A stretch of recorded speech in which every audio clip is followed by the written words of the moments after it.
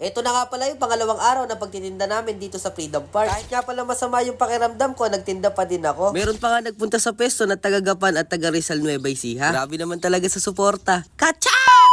Bago nga pala ang lahat mga guys, ako si Lelet, tagalulu ako pero masipag ako. Kaya tara, samahan nyo ako. So ayun na nga pala mga guys, ito nga pala yung pangalawang araw namin na pagtitinda dito sa Freedom Park. Pagdating ko nga pala mga guys, meron na nga din pala sa atin nag-aabang para bumili ng kape. Dumating na nga din pala dito si Kuya na pinabili ko ng gatas. Ito nga pala yung araw na may lagnat ako pero nagtinda pa din ako. Inom na nga lang pala ako ng gamot kasi sayang yung araw na lumilipas. Ito nga pala si Kuya Abno, favorite niya nga pala yung kape ko na tinitimpla, yung ice caramel machito. Bakit nga daw ba machito yung nakalagay sa aking menu? Hindi ako na type mga guys, yun talaga yung nilagay ko para mas unique pakinggan. Ito nga pala sa bar na to mga guys, wala pa nga palang bumibili kaya binidyohan ko muna sila Kuya Abno. Katabi ko nga lang pala siya sa pwesto mga guys. Sa mga nagtatanong mga guys kung kailan daw ba ako open dito sa Freedom, Monday to Friday nga pala ako dito open. 1pm hanggang 8pm ng gabi. Marami nga din sa akin nagtatanong kung saan nga daw ba ako sa Freedom nakapwesto. Ito nga lang pala yun sa tapat ng circle, makikita nyo na ako agad doon guys. Meron akong tarpaulin na Lelet's Brew Coffee. Meron nga din sa atin bumili na bata, napanood nga daw niya yung video ko na nakapwesto daw ako dito sa Freedom kaya pumunta daw siya. Shoutout nga din pala dito kay Jade, galing pa nga pala siya ng Rizal Nueva Ecija. Shoutout nga pala dito kay Sir, kanina pa nga daw sila palakad-lakad sa Freedom para makita lang yung kapihan ko. Nagpunta na nga din pala dito sa peso namin nila Kuya Abno, si Sian Vlog. Nagulat nga din pala ako dito mga guys kasi kanina pa yung bumili na yan nung pagdating namin tapos ngayon ko lang nakita yung clip. Mahirap kasi mag-adjust mga guys kaya pagpasensyahan nyo na nga pala. Kacha! Bumalik na nga pala tayo sa kwento mga guys, sumilo nga pala ako dito sa kolong-kolong nila Kuya Abno kasi sobrang init sa may tapat namin. Habang namamahinga nga pala ako mga guys, dumating na nga pala yung dalawa kong tropa na si Judy tapos si Kenji. Umorder na nga pala silang maiinom habang kumakain ng mangga ni Kuya Abno. Dumating na nga din pala dito yung pamangkin ko na si Yen tapos si Jerry. Sumunod na nga lang pala dito sila sa pesto kasi kaninang maga nagbilad pa sila ng palay. Shoutout nga din pala dito kila Ma'am and Sir. Maraming salamat nga po pala sa pagpunta dito sa pesto. Makwento ko nga lang pala mga guys, marami nga pala sa akin nagsasabi bakit daw ang bata ko nagbi-business na daw ako. Tulad nga ng sabi ko sa nakaraang kong vlog mga guys, pangarap ko talaga magkaroon ng coffee shop. Pero sa ngayon mga guys, hindi ko pa kaya magkaroon ng sariling coffee shop. Kaya sana balang araw magkaroon ako ng sariling shop. Grabe naman talaga. Sana matupad.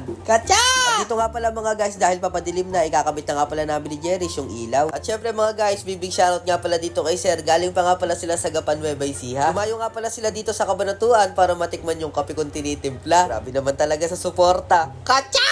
At dito nga pala mga guys, may kasama nga pala si Sian Vlog, yung kaibigan niya. Recommend nga pala ni Bes sa kaibigan niya yung tinitimpla kong kape. Big shoutout nga pala dito kila ate, tapos sa chikiting na nagsabi kanina na masarap nga daw yung timpla ko kaya umulit sila. Dumaan nga din pala dito sa pesto si Kuya Ambal para bumili ng mais tapos kape kong tinitinda. Sa lahat nga pala na umaarkila ng van mga guys, sa mga pamilya na mahilig mag-outing, si Kuya Ambal nga pala piliin nyo. Mag-message nga lang pala kayo sa Facebook ni Kuya Ambal, Batang Norte. Umorder na nga din pala yung pinsan ko na si Kyle ng Red Velvet Latte. Makalipas lang pala ilang minuto mga guys, dumating na nga pala sila Aling Maliit, si Kuya, tapos si Ate Jonah. Dumaan nga pala dito sa pesto yung isa kong tropa para bumili ulit ng strawberry matcha. Sa lahat nga pala naman nagtatanong mga guys kung magkano nga daw ba binebenta kong kape. 49 pesos nga lang pala binebenta kong kape mga guys. Pasok nga pala sa budget ng matatanda at kabataan. Sa halagang 49 pesos para ka talaga nag-Starbucks sa sobrang sarap. Grabe naman talaga, nagbuhat ng sariling bangko. Kacha! At dito pala mga guys, habang nagliligpit nga pala ako, meron pang isang natira, binili na nga pala nila Judy. Nagtulong-tulong na nga pala kami magpipinsan para mabilis yung pagliligpit namin. Habang nagliligpit nga pala kami dyan mga guys, sila Kuya Abno nagliligpit na din. At dito nga pala mga guys, nakatapos na nga pala kami magligpit, tapos sila Kuya Abno nakapagligpit na din. Mga guys, ayan,